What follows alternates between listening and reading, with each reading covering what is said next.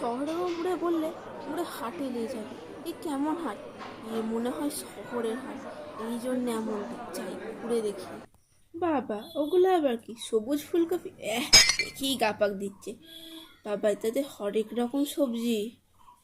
ওইটা আবার কি? কাঁচাম? আমরা তো গ্রামে কাঁচাম গাছ থেকে পেড়েই খেয়ে নিতাম।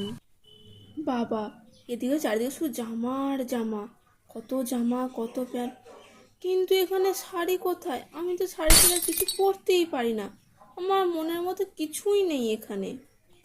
এখানে ঢুকে থেকে কেমন শীত শীত করছে।